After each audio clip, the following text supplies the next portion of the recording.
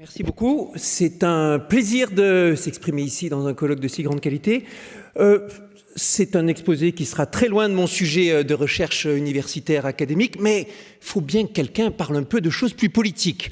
Suffit d'avoir passé une journée dans une réunion des Nations Unies, que ce soit une COP ou les réunions intermédiaires, pour apprécier physiquement à quel point l'ambiance est différente dans les réunions de scientifiques, dans les réunions de politiques, et pour apprécier l'ampleur des blocages que vous avez du côté politique. Guerre de politique dans ce colloque ici, mais j'ai vu les collègues du groupe communiste travaillant sur les questions de réchauffement climatique, fidèles au poste, et ça fait plaisir de voir qu'il y en a quelques-uns.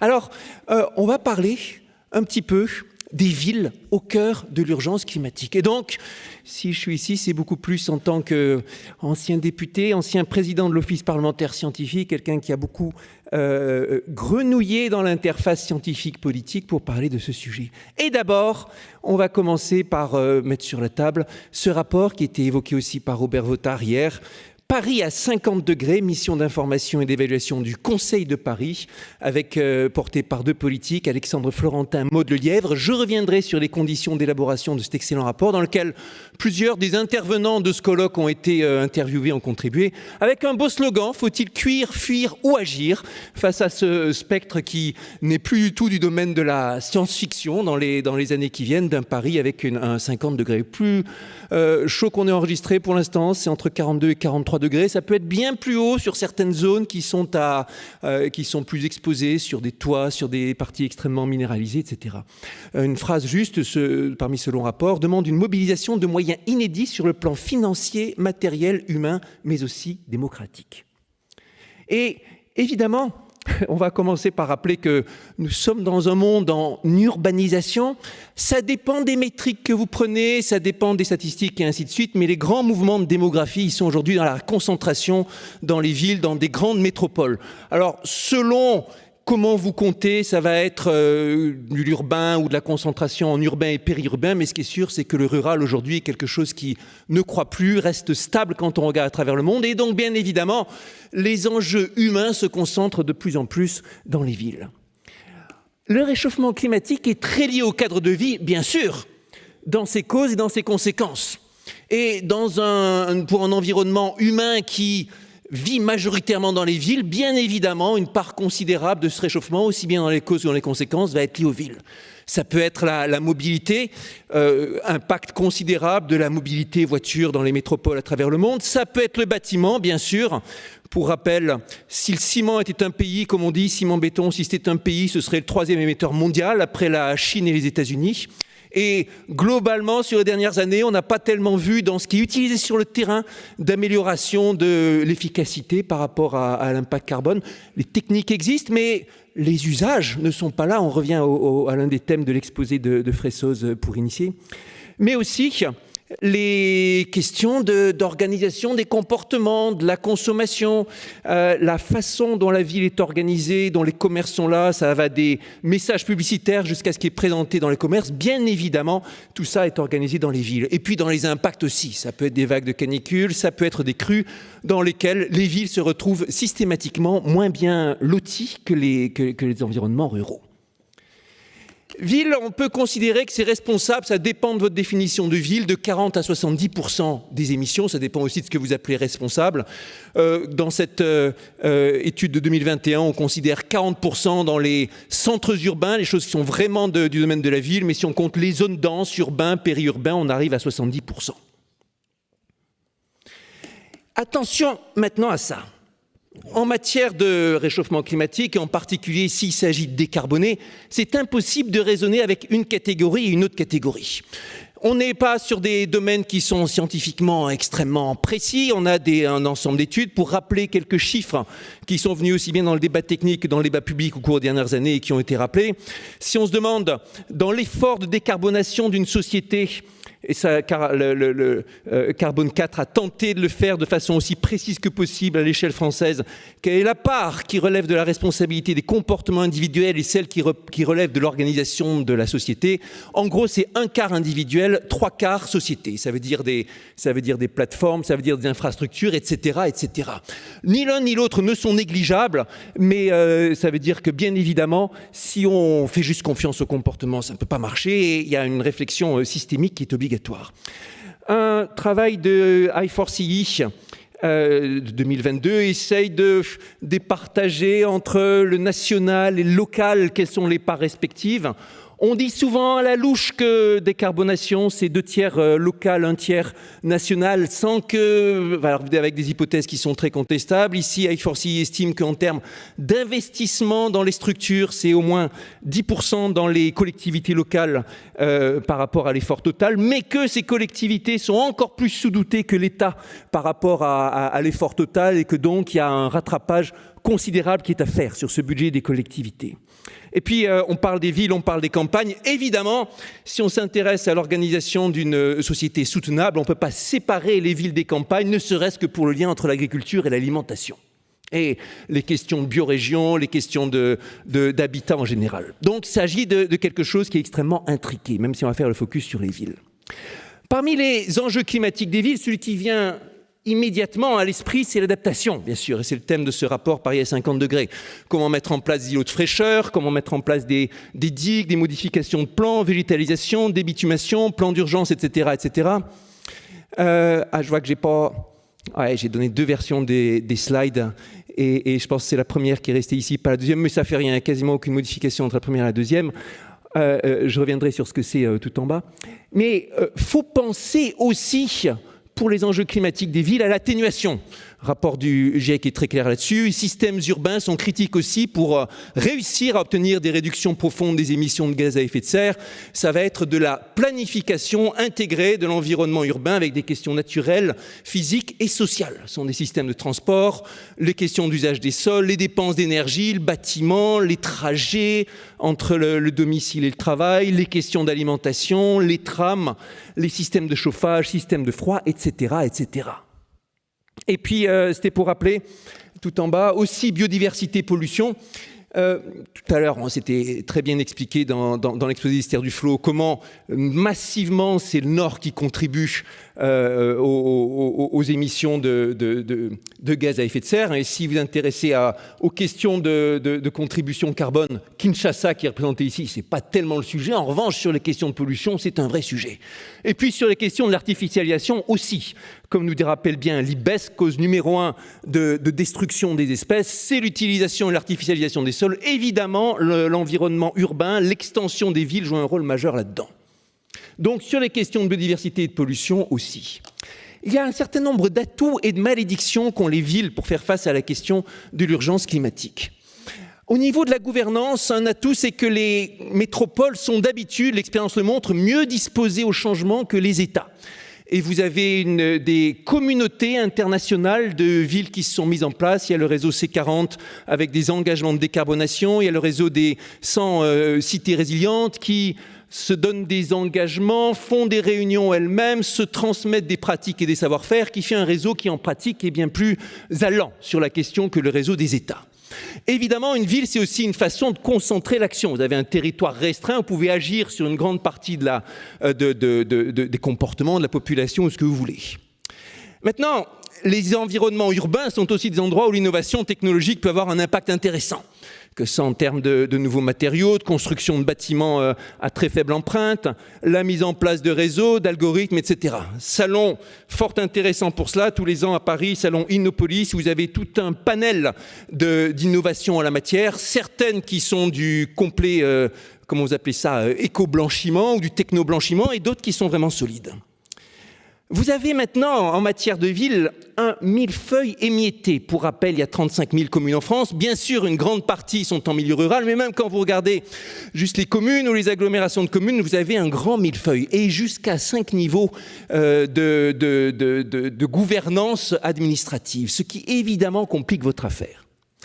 vous avez un encastrement socio-culturel, pour reprendre le mot d'encastrement qui était hier, celui de Polanyi, où les rapports de force entre collectivités locales, compétition, sont encore très forts. Tout le modèle du maire bâtisseur, aussi bien du point de vue culturel que économique, est encore extrêmement présent. Vous avez une course au foncier, qui représente aussi une source de revenus considérable pour les villes. Pour prendre deux exemples, le président de la région Rhône-Alpes, Auvergne-Rhône-Alpes, il y a quelques semaines, indiquait bien qu'il n'avait aucune intention de respecter le zéro artificialisation nette qui avait été décidé au niveau national.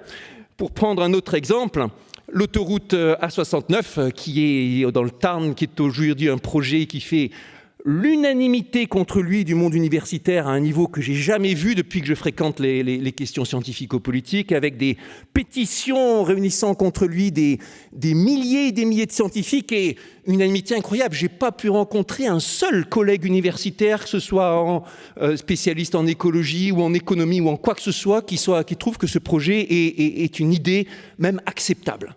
Mais pourtant, pour les élus locaux, c'est une évidence que ça doit se faire, bâtir une autoroute, désenclavement, même quand les études sont là pour dire que l'autoroute ne signifie pas forcément désenclavement. Donc il y a vraiment un encastrement socio-culturel qui est extrêmement fort. Encastrement physique aussi dans le thème même des villes. C'est beau d'avoir des nouveaux bâtiments, nouvelles constructions, zéro carbone et ce que vous voulez, mais la réalité, c'est que le parc dans une ville se renouvelle avec un taux de genre 1% par an, et quand vous avez les échelles de temps que nous donnent les experts du GIEC, vous n'avez juste pas le temps d'attendre que ce parc se renouvelle. Vous avez besoin de rénover l'existant, ce qui est beaucoup plus difficile que de construire du nouveau. Parmi les mots endémiques pour les métropoles qui ont été analysés, y compris par des universitaires, des chercheurs, CNRS Université, vous avez, et qu'on retrouve dans toutes les métropoles du monde, vous avez différents phénomènes de ségrégation, de la concentration et métropolisation, de la périphérisation, de la relégation dans des ghettos qui minent d'une part les questions sociales, mais aussi les questions écologiques de façon forte. Et on est là sur des phénomènes où les enjeux sociaux, les enjeux de gouvernance jouent énormément. Tac, tac, tac, tac, tac, merci. Petit zoom sur juste deux graphiques extraits du rapport Paris 50 degrés. Le premier, c'est les îlots de chaleur, où vous voyez bien que dans Paris, les parties les plus densément bâties, celle qui est le plus visitée par les touristes, là vous avez tous les monuments et tout ça, est évidemment celle qui est le plus sensible à la chaleur. Et puis en dessous, le graphique vous montre l'évolution des différentes consommations d'énergie des commerces parisiens sur une vingtaine d'années. Et vous voyez que le seul poste qui grimpe en flèche, c'est la climatisation. Alors que les dépenses de chauffage ont tendance à baisser. Pendant tellement longtemps, on a parlé rénovation thermique pour éviter les questions de froid. Ben, le chaud, ça va être un sujet bien plus grave à Paris. Alors, rénover, on a eu hier un petit exposé sur le différentiel gigantesque entre les promesses du temps des plans Borloo et autres en matière de rénovation thermique et ce qu'on a eu à la fin, qui est de genre un ordre de grandeur en dessous, au moins. Et j'aime beaucoup le problème de la rénovation de copropriété comme une parabole pour tous les problèmes qui peuvent se passer dans la transition écologique à n'importe quel niveau, y compris au niveau mondial. Une fois que vous avez dressé un constat et un plan, ce qui, ici, dans ce colloque, on a surtout du constat et un peu de plan, vous avez l'impression, en tant que scientifique, que le plus dur est fait. En vrai, le plus dur reste à faire de très loin. D'abord, il faut avoir la volonté de changer, alors que ça peut coûter cher, déranger des habitudes, pas populaires, et ainsi de suite. Il vous faut une gouvernance capable de mettre en œuvre le plan. Il faut trouver les finances, et si votre banquier ne vous fait pas le prêt, vous ne ferez pas votre rénovation thermique. Et aujourd'hui, au niveau mondial, il y a au moins un ordre de grandeur qui manque sur l'argent qui est mis sur la table pour l'écologie. Il vous faut de la main-d'œuvre. Si vous n'avez pas les ouvriers, les artisans qui savent faire la rénovation, vous ne pouvez pas la faire. Et c'est un facteur limitant dans bien des cas. Il vous faut des instruments de pilotage, aussi bien pour vérifier que c'est bien fait que pour vérifier les comportements. Il y a plein d'études sur les effets rebonds, y compris en matière de rénovation thermique, le thermostat qui remonte après la rénovation, montrant bien que ça n'obéit pas à quelque chose de juste biologique ou physique. La question du confort thermique, c'est extrêmement culturel, social, ça dépend de l'habitat et ainsi de suite. Et il y a une thèse récente à l'IFPEN qui vous montre que statistiquement, les effets rebonds vous mangent la moitié de vos efforts en matière de décarbonation, un peu transversalement par rapport à tous les domaines. Vous visez ça de décarbonation, même si c'est mis en œuvre, vous avez ça à cause de l'effet rebond. Quelques schizophrénies systémiques. Réticence à freiner l'artificialisation, oui, bien sûr. Non-adéquation du prix du marché et de la valeur écologique. On a vu tellement d'exemples où vous investissez dans la rénovation thermique, mais à la fin, vous revendez votre maison moins cher que le prix que vous l'aviez acheté. Vous êtes perdant parce que les fluctuations économiques du marché sont très supérieures à ce que ça a pu vous faire gagner en matière énergétique. Demande de construction. Dans l'exposé précédent, juste avant, on voyait bien tous ces risques sur les littorales et autres, mais les littorales, c'est aussi des régions où il y a tellement de projets, de demandes de permis de construire et autres. Et aussi des zones qui seront affectées par la sécheresse et ainsi de suite. Même en France, il y a cette schizophrénie où les endroits où on fait les projets de construction sont bien souvent des endroits qui ne sont pas stables, pas pérennes par rapport aux risques sur les années à venir. Et puis encore systémiquement, bien souvent, le développement mange les progrès. Vous faites un progrès sur la pratique, mais le simple fait de vous étendre, de vous développer, d'augmenter les flux va bouffer tout ça. Dans tous ces cas, besoin de diagnostic territorial, base de données, experts, croisement de regards et des enjeux de convergence, de gouvernance qui sont majeurs. Sans qu'on ait vraiment d'études solides, stables et statistiques sur tout ça, on a quelques cas d'écoles qui reviennent pour montrer que c'est possible et en même temps que c'est rare en un certain temps. Cas d'école, cas modèle, trafic urbain, la ville emblématique de Pontevedra, 83 000 habitants, elle est la taille d'un petit arrondissement parisien. En 20 ans, trafic automobile divisé par 10. Quand le maire a accédé à la mairie, c'était un cauchemar engorgé dans cette ville de Galice. Et 20 ans plus tard, trafic a été littéralement divisé par 10 avec une popularité qui lui a permis de faire 4 mandats. C'est un projet politique assumé avec tout un travail de fond par étapes, en accord avec la population, en passant par-dessus toutes les réticences que vous pouvez imaginer et qui, à la fin, a abouti à une réussite considérable, montrant que c'est possible, mais que ça dépend de bien d'autres facteurs que juste les questions techniques. Autre cas modèle, Courroisis. Courroisis, travail réalisé il y a quelques années par la mairie de Paris sur qu'est-ce que ça va être la cour d'école idéale, celle dont on a envie, celle qui sera un bon terrain de jeu pour les enfants, avec de l'îlot de fraîcheur, avec l'évapotranspiration des arbres, avec un regard sur ce que c'est que l'agriculture et tout ce que vous voulez, mais qui soit aussi multimodal, possibilité d'être un abri pour les personnes âgées quand il y a une canicule, etc., etc. C'est un projet qui a été une réussite au sens où non seulement ça a été mis en œuvre dans un certain nombre d'établissements parisiens, mais ça a essaimé. Il y a un certain nombre d'autres villes dans les réseaux internationaux dont je parlais qui s'y sont mis.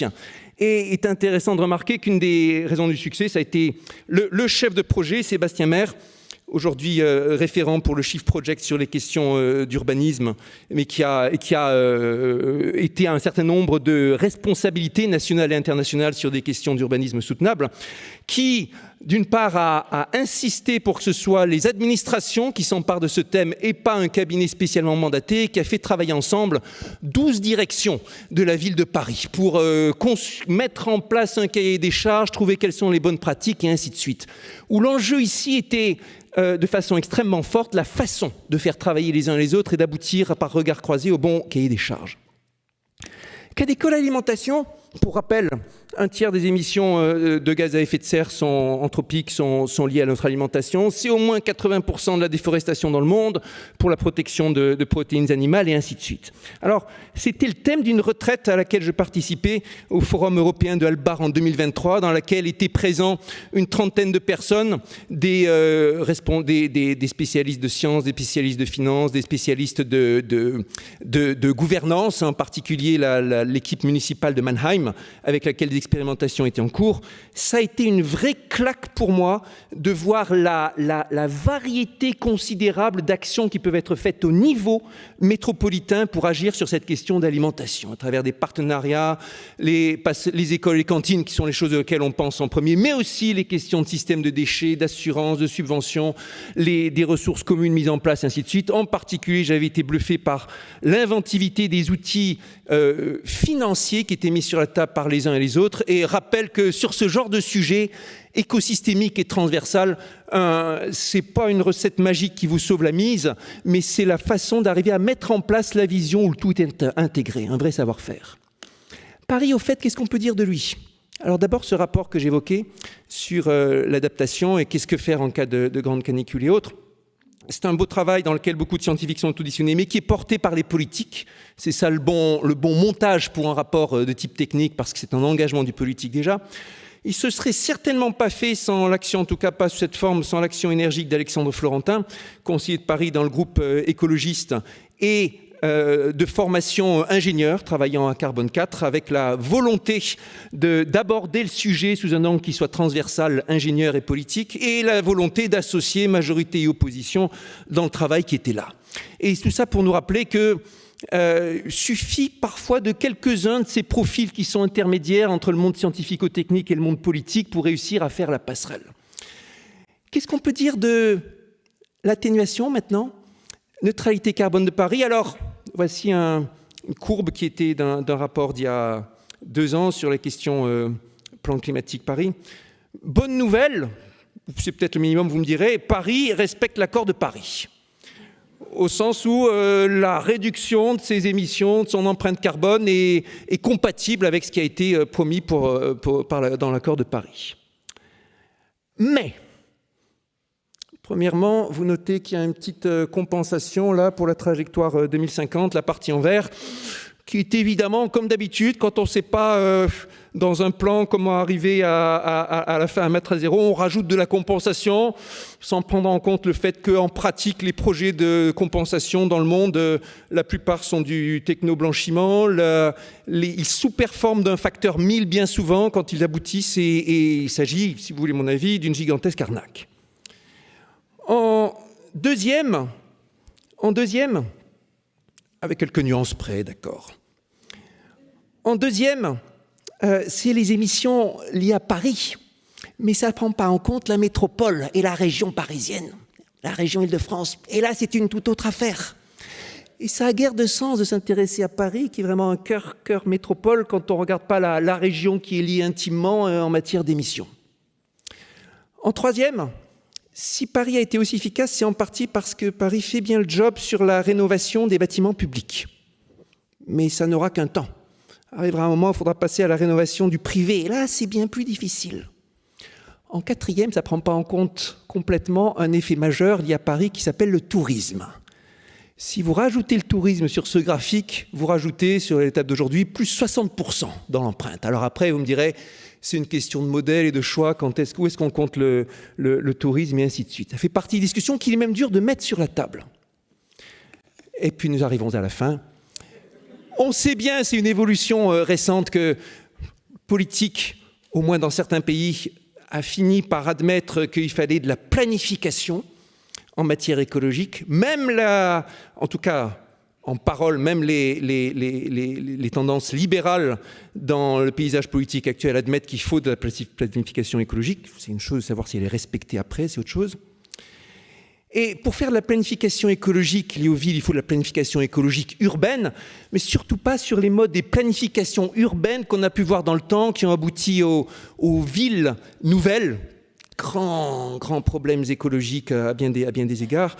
Sont des problèmes techniques, mais aussi politiques, sociétaux, demandant de mettre en place des visions, des cartographies des usages, demandant des approches globales et interdisciplinaires, développement de savoir-faire, d'expérimentation et de ténacité. Je vous remercie.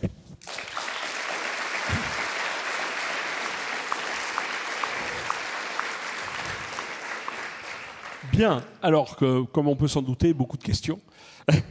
Donc on va les prendre un peu en essayant de les classer.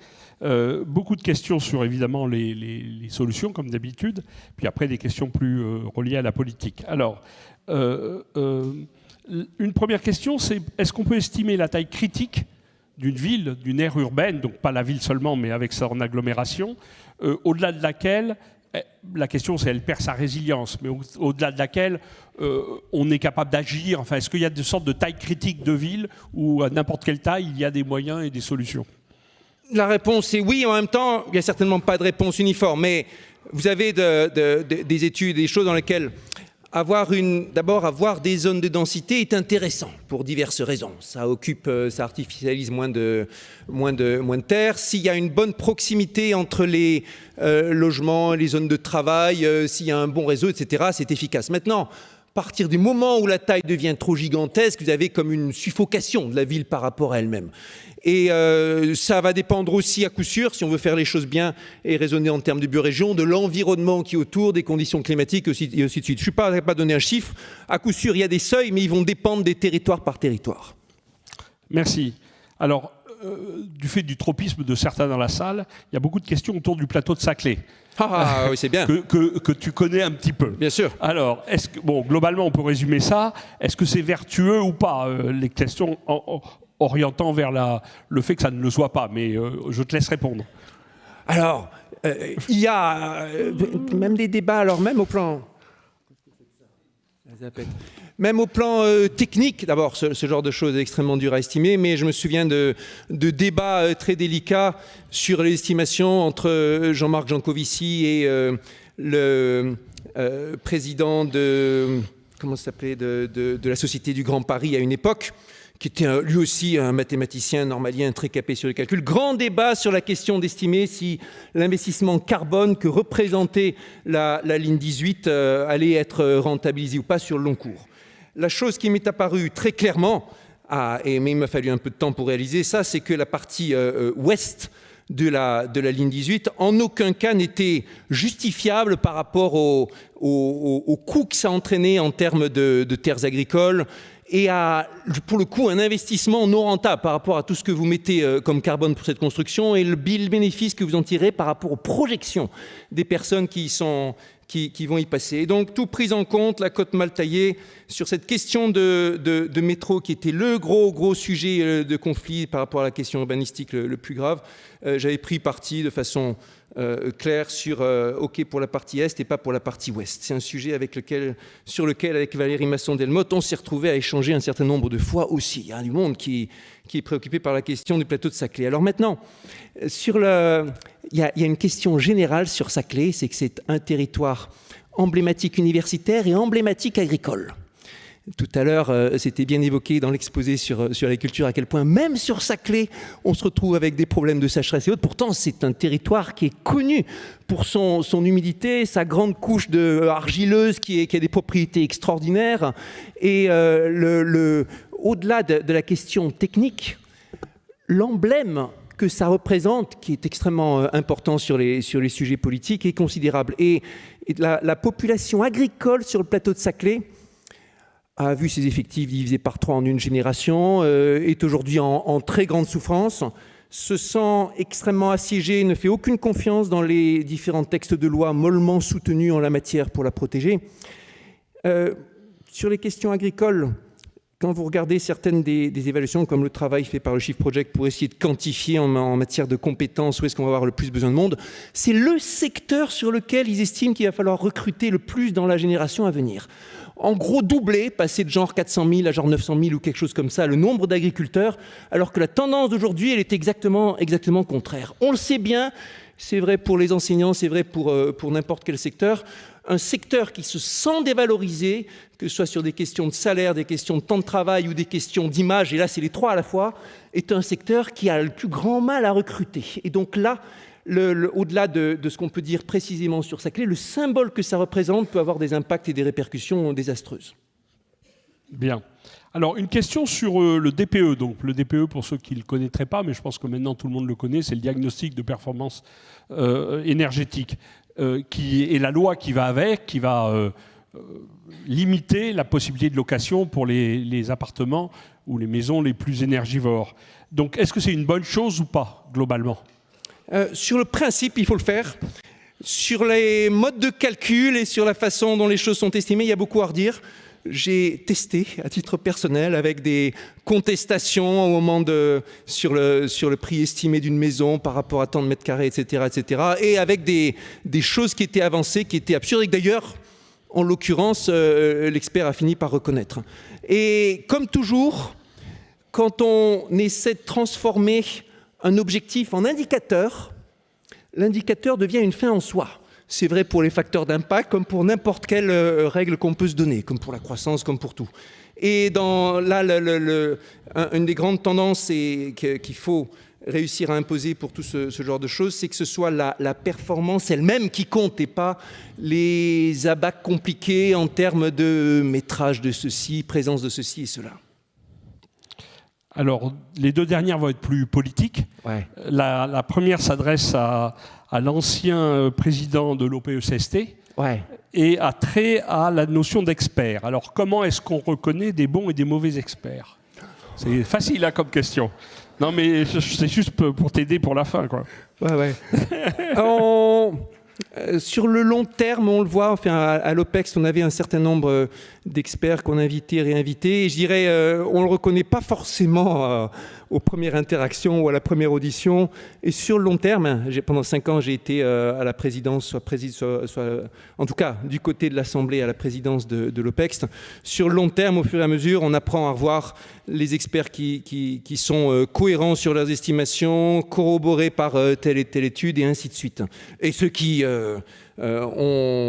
ont une façon d'aborder les choses précises, ouvertes, etc. etc. Mais je n'ai pas de recette magique comme ça pour reconnaître le bon et le mauvais expert. Bien. Certains scientifiques te diraient qu'il n'y a pas de bons ou mauvais experts. Il y a une expertise qui doit être contradictoire et c'est la somme de tout et quelqu'un qui soit capable d'en faire la moyenne. Parce qu'au bout du compte, les experts peuvent être tous bons ou mauvais. Alors, pas forcément la moyenne. Il y a plusieurs, d'ailleurs en matière de décision politique, il y a plusieurs modèles du côté des sciences politiques. L'un où c'est une position moyenne qui est trouvée et d'autres dans laquelle il s'agit de choix entre différentes options.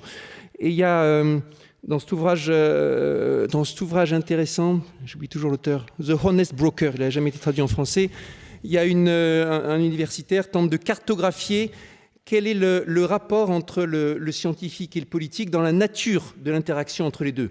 4 types d'interactions différentes. L'un, ça peut être le scientifique fait des rapports et peut-être le politique va s'en emparer. Une autre, ça peut être le politique demande aux scientifiques d'évaluer son truc, là. Qu'est-ce que vous pensez de ceci? Un troisième, ça va être le scientifique propose différents choix aux politiques et dit voici plusieurs choix cohérents. La sélection à la fin, la décision, elle se fait sur des critères politiques. C'est à vous de trancher. Moi, je vous dis, voilà, en tout cas, scientifiquement, plusieurs exemples cohérents. Et je ne sais plus quel est le 4e modèle. C'est peut-être avec des... Pardon? Oui, voilà, c'est celui, type GIEC, où on exhorte merci, ou celui où on exhorte à agir, on se dit là, ou comme c'est le cas dans la pétition de scientifiques en rébellion contre la 69, le cas où le poids de la preuve qu'il y a quelque chose de grave qui est en train de se faire et qu'il faut agir est tel que la communauté d'experts se met à être de façon très forte en faveur à exhorter le scientifique pour qu'il aborde tel sujet. Donc ça, ce sont 4. Quand est-ce que c'est l'un ou l'autre? Ça dépend de facteurs tels que le niveau d'incertitude, le niveau de gravité des risques qui sont encourus, l'échelle de temps, etc. C'est une discussion intéressante.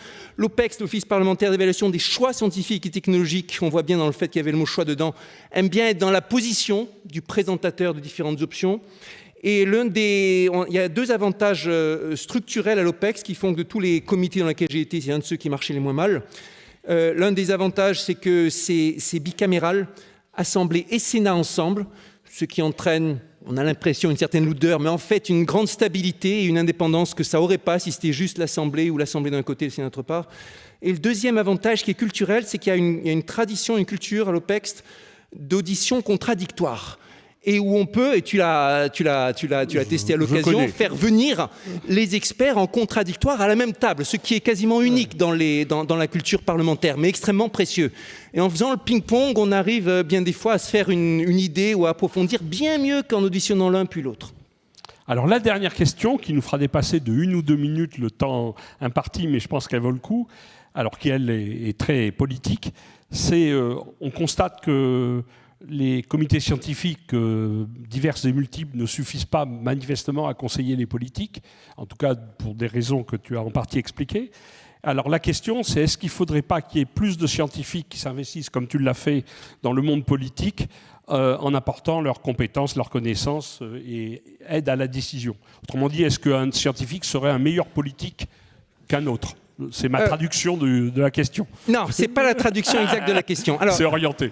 Il n'y a pas de corrélation, ou très peu de corrélation, entre être un bon scientifique et un bon politique, en général. Et on a des exemples d'ailleurs dans l'histoire de scientifiques de génie qui ont été des super politiques, comme a été Joseph Fourier, ou d'autres qui ont été des politiques calamiteux, comme a été Laplace. Et on trouve de tout. Ça a été dans ma propre évolution, une réalisation importante vers 2020, en partie sous l'influence d'autres députés avec lesquels j'étais dans le groupe EDS à l'époque, de comprendre que si dans mon action parlementaire, je voulais être efficace, il fallait que j'applique certaines des mêmes règles que j'utilisais en tant que scientifique, c'est-à-dire lire les dossiers moi-même et les travailler moi-même au lieu d'avoir un conseiller qui se spécialise là-dedans, et travailler le fond autant à l'avance que possible et autant en profondeur que possible.